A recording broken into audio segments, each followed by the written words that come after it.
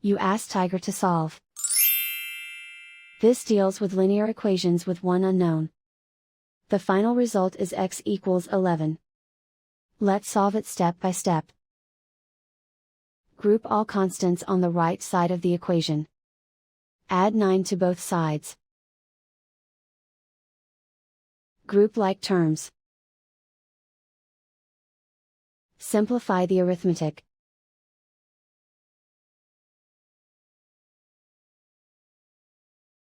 Isolate the x.